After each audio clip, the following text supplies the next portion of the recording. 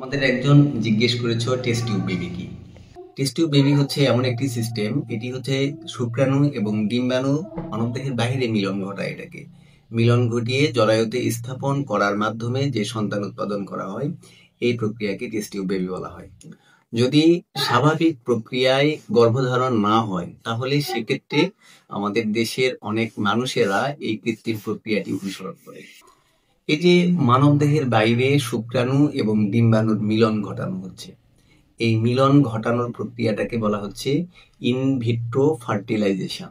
Italian বিজ্ঞানী পেট্রুসি সর্বপ্রথম 1959 সালে সফলভাবে টেস্ট টিউব বেবির জন্ম দিতে সক্ষম হন।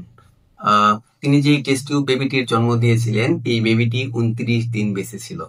এর ঠিক 19 বছর পর ইংল্যান্ডের দুইজন বিজ্ঞানী দুজন প্রচেষ্টায় আবার একটি টেস্ট টিউব বেবি জন্ম সম্পন্ন করেন।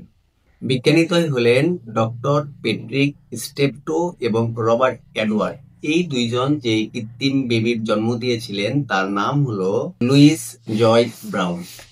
আপনারা জেনে অবাক হবেন, কয়েকটি প্রক্রিয়া সম্পন্ন হওয়ার মাধ্যমে এই ইনভিট্রো ফার্টিলাইজেশন এই প্রক্রিয়াটি সম্পন্ন করা হয়।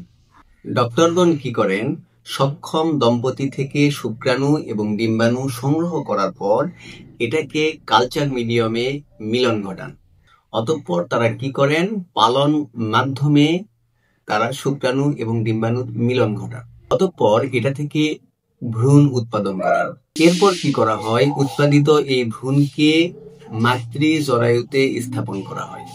নিঃসন্তান যাদের সন্তান হয় না, তাদের ক্ষেত্রে এই প্রক্রিয়াটি আমাদের দেশে বর্তমানে চালু হয়েছে এবং সফলভাবে, যদিও প্রক্রিয়াটি একটু ব্যয়বহুল এবং অনেক কষ্ট সমৃদ্ধ, তবু এই প্রক্রিয়াতে অনেক দম্পতি সন্তান নিতে ইচ্ছা প্রকাশ করছেন। তবে এখান থেকে একটা শিক্ষা হচ্ছে, মহান স্রষ্টা স্বাভাবিকভাবে আমাদেরকে যে জিনিসগুলো দান করেন, যে জিনিসগুলো কৃত্রিমভাবে আমাদের নিতে হয়, সেগুলোর পিছনে অনেক অনেক শ্রম, কষ্ট এবং ধৈর্যের প্রয়োজন। যেমন আমরা স্বাভাবিকভাবে অক্সিজেন পাচ্ছি, এখানে আমাদের কোনো কষ্ট হচ্ছে না। যেমন আমরা এই যে স্বাভাবিকভাবে অক্সিজেন নিচ্ছি, এখানে কিন্তু কোনো কষ্ট করতে হচ্ছে না, স্রষ্টা প্রদত্ত আমরা অক্সিজেন গ্রহণ করছি। কিন্তু যখন আমরা অক্সিজেনের প্রয়োজন হয়, অক্সিজেন দিতে হচ্ছে, তখন আমি আসলে এর গুরুত্বটা বুঝতে পারছি। আমাদের যাদের স্বাভাবিক সন্তান হয়, এটা মহান রবের পক্ষ থেকে একটা বিশাল বড় গিফট। যাদের সন্তান হয় না, যারা এই কৃত্রিমভাবে টেস্ট টিউব বেবির কথা চিন্তা করছেন, তাদের অনেক অনেক কষ্ট। আল্লাহর কাছে আমরা শুকরিয়া আদায় করছি। আল্লাহ আমাদের যা দিয়েছেন তার শুকরিয়া আদায় করছি, আলহামদুলিল্লাহ।